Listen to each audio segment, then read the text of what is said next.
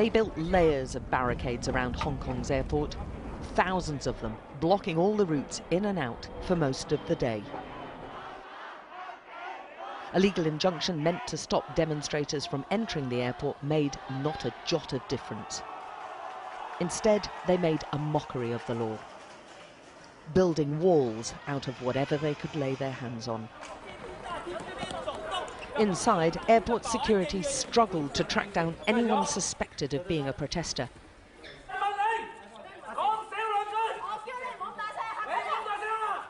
Tensions are high. Riot police kept most from entering the terminal itself, but this campaign of civil disobedience is taking many forms. Travellers had to walk miles, with about 40 flights cancelled and many missing them altogether. How upset are you? I'm not. Stand with Hong Kong. They have a right to protest. Are you worried about the delays? I think I'm going to miss my flight. By the time the police arrived in numbers, the airport had already been seriously disrupted. The protesters immediately withdrew, walking to Tun Chung, the nearest town to the airport.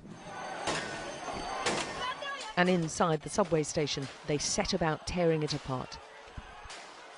Ticket machines were smashed and the control room attacked.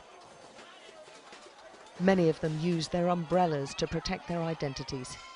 This was mob rule.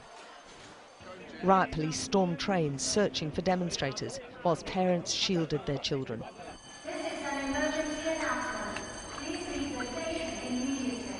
It was over in a flash, but they'd wrought terrible damage to the station.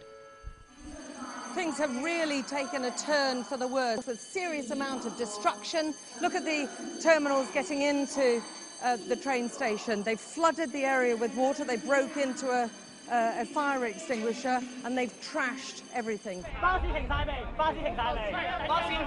Everywhere the protesters went, they built barricades to try to slow the progress of the police.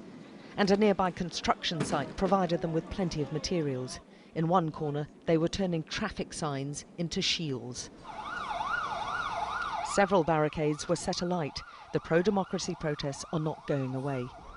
The police do not seem to be able to get a grip of this rising anarchy, arriving at the station hours afterwards with no protester in sight. There's a lot of anger towards the police too. Those are boos and jeers from the residents as the police leave the station. And the demonstrators are getting increasingly angry and violent as their frustration grows. Alex Crawford, Sky News, Hong Kong.